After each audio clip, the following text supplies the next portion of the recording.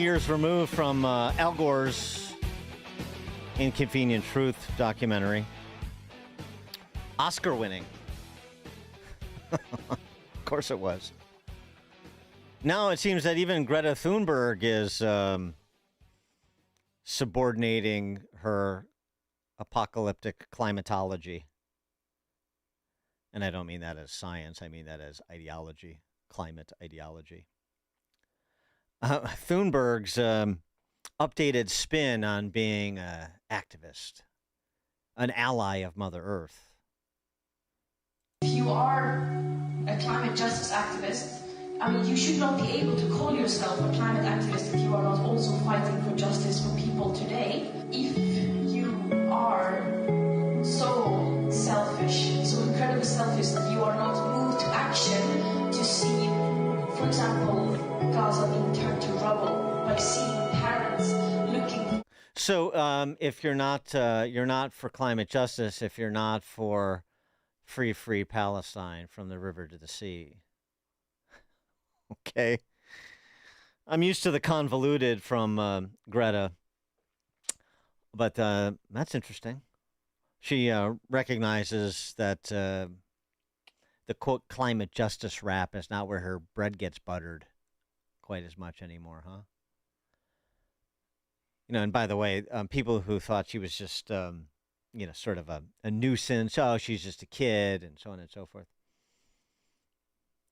Bethany Mandel writing about the UN's concessions a few weeks back. For over a decade, one of the most influential climate scenarios in the world was the United Nations-backed RCP 8.5, the RCP 8.5 pathway, an extreme emissions projection that became the basis for thousands upon thousands of academic studies, media reports, activist campaigns, educational materials, and political arguments. It has been routinely treated not as a worst-case hypothetical, but as the expected future itself. It was also the basis for the celebritization of dimwits like Greta Thunberg, frankly, and hucksters like Al Gore. My friendly amendment to what Bethany Mandel writes. Back to her. Entire generations of children absorbed that message constantly. They were told that the planet was on the brink of collapse. They sat through school lessons, television shows, and museum exhibits warning about irreversible catastrophe and societal breakdown. Climate anxiety became not merely understandable, but fashionable and morally valorized. Young people openly discussed whether having children was ethical in a world that is dying. To wit, AOC. We got 12 years. We were supposed to be out in 2030. Extinction level event by 2030 if we didn't eliminate fossil fuels.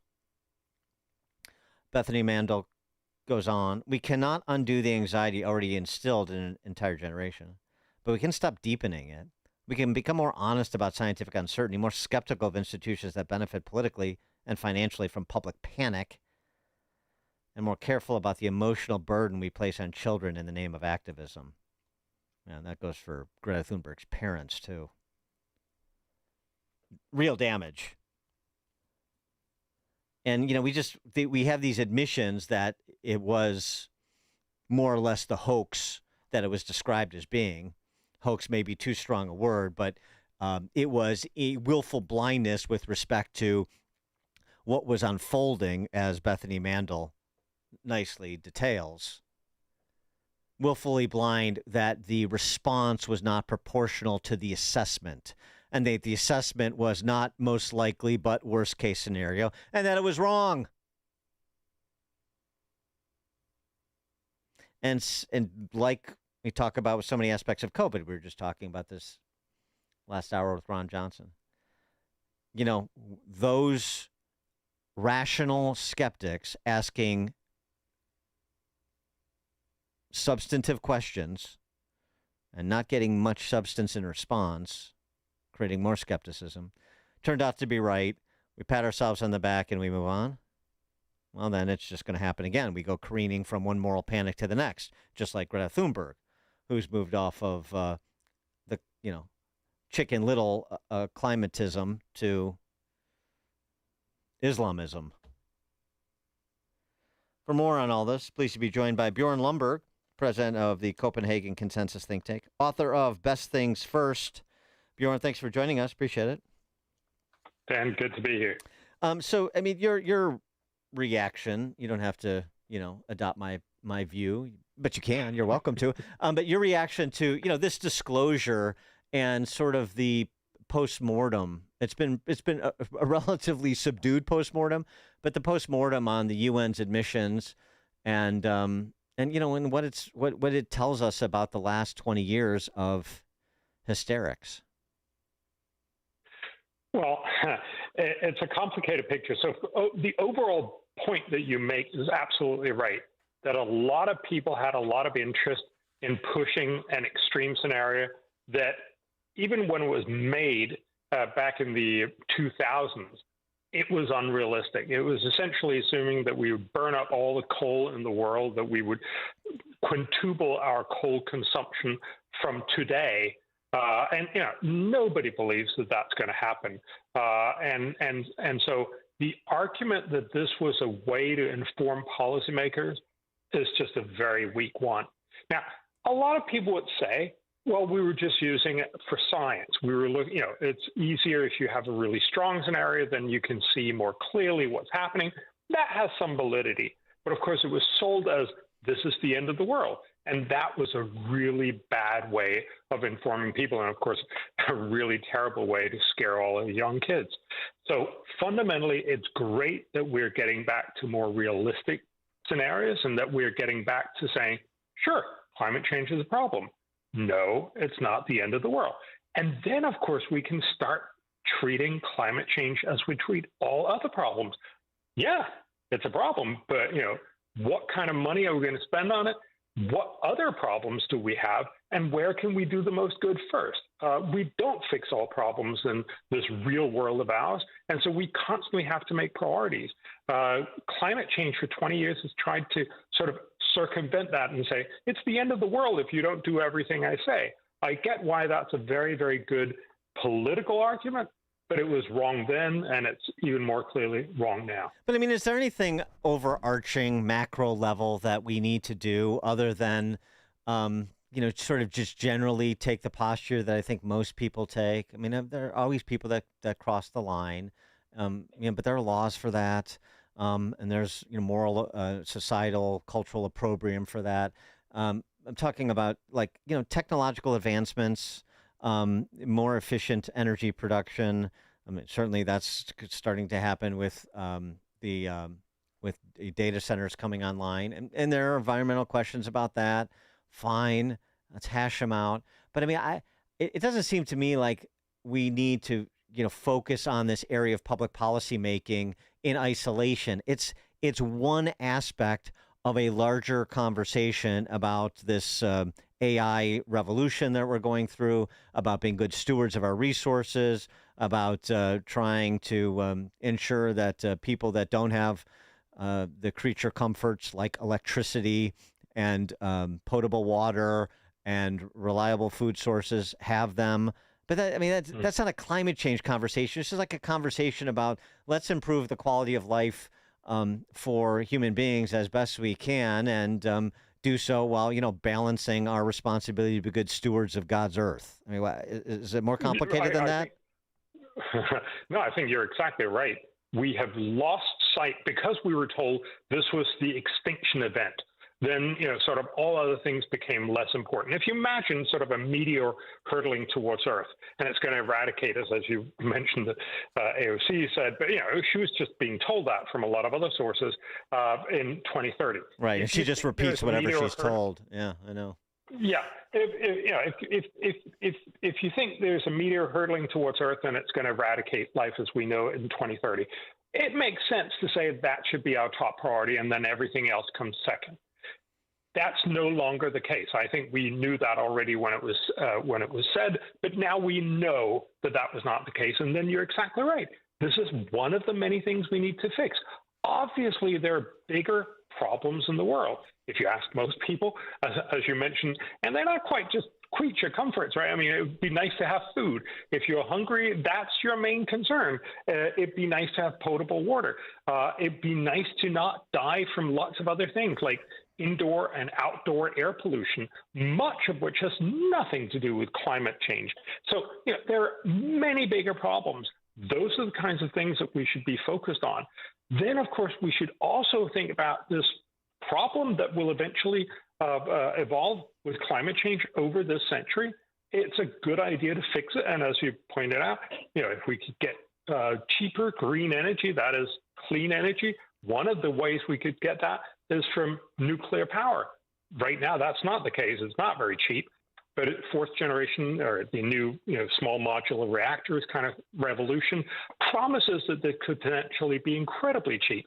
That'd be amazing. Then we could get 24/7 power or power very cheaply. That could basically power all the things that we really like about the world. Could be that fusion comes online. There are many other opportunities, but it's not predominantly, put up more solar panels and wind turbines, which, not surprisingly, don't work when it's dark or when it's not windy.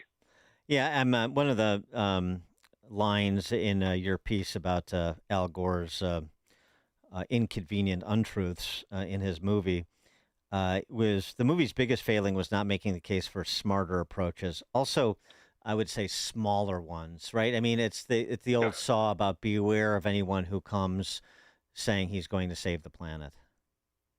Yes, and especially one that says he's going to save the planet, but it'll cost you about 10% of your income. Yeah, right. That's a lot of money, right? Yeah, so you're absolutely right. We should save the planet. It's a good idea to save the planet. First of all, it doesn't really need saving. It needs sort of adjusting. And one of the points is there are much, much cheaper ways to do this. We should have done already in 20 years ago, and now we can actually start thinking about doing this. We should have focused a lot more on innovation. That's how we've solved all other problems. Back in the 1950s, Los Angeles was incredibly polluted because of cars. The solution was not the sort of standard climate solution today to ban cars and tell people you just have to walk instead. The solution was the catalytic converter. We basically innovated this little gizmo that cost a couple $100. You put it on the tailpipe, and then basically there's almost no pollution left. That's how you fix problems, through technological development. Again, if we could develop fourth generation nuclear, fusion, or even solar panels with lots and lots of batteries to be cheaper than fossil fuels, they're certainly not there yet. But if we could do that, then we would fix climate change, and we would make people around the world much better off. You note the global cost of climate policies in the last 20 years since Inconvenient Truth, $16 trillion. I mean, I when you look at that number over 20 years, you understand why Trump calls this the greatest hoax in human history, just on the scale, on the dollar scale. And think about the opportunity cost of that 16 trillion, what it could have been spent on, and how it misdirected, as you were sort of referencing, misdirected scientific research away from areas that you're talking about that would actually be smarter approaches, the making clean energy cheaper, drought-resistant crops, and advanced nuclear infusion and technology and so forth. Exactly. I mean, look. Again, we're a rich civilization. It doesn't mean that we've all gone to the poorhouse. Clearly, we haven't. But $16 trillion is a lot of money, and we could have done a lot more good with it. But in some sense, that's water under the bridge. It's sunk cost in that sense. But we should not be spending more than $2 trillion a year now on climate policy. And we should certainly not be doing what a lot of people, and Al Gore and many others have been arguing for, spending tens or even hundreds of trillions of dollars towards the end of the century on climate policy. That's just not only a ridiculous misspend of resources, but of course also absolutely impossible in democracies. We're just not going to get voters to say yes to that. You can see just today, the EU, which is one of the leading sort of climate alarmist blocs in the world, have realized, oh, wait, voters actually don't like when energy becomes really, really expensive. And now they're sort of throttling down what you could arguably say is their key climate policy, namely the tax that's on the tax that we put on CO2 emissions. And they're trying to half that cost. But what they're essentially saying is, sure, we promised we would do a lot about climate. Now we'll only do half because voters just don't want to pay up. And of course, we're nowhere near where the pain point is actually going to be if we follow what Al Gore and many others were talking about, namely going net zero by 2050. Without technological innovation, that is going to be phenomenally costly. Then we literally will be talking about hundreds of trillions or even thousands of trillions of dollars in cost. Yeah, it's going to be fun to watch this midterm election cycle here. And in 2022, we're already seeing it with people like James Tallarico, who introduced legislation to essentially ban the oil and gas industry in Texas, which is pretty aggressive. Now doing full reversals. I can't wait for Gavin Newsom's presidential run where, you know, the guy who wanted to eliminate fossil fuel powered cars by 2035. We'll see if he wants to stick to that line of attack. Bjorn Lomborg is the probably not. Yes, no, I know. I think we're going to see more and more full reversals on this topic. There's no question, Yeah. and especially when they can't even rely on junk science from the UN anymore. Bjorn Lomborg, president of the Copenhagen Consensus think tank, author of Best Things First. Bjorn, thanks as always. Appreciate it. Dan, good to talk to you. Good to talk to you. And Bjorn Lomborg joined us on the alphawealthgroup.com answer line. Hear about the big stories of the day, then talk about them right here on Chicago's Morning Answer on AM 560. The Answer. Don't miss In Grace with Pastor Jim Scudder.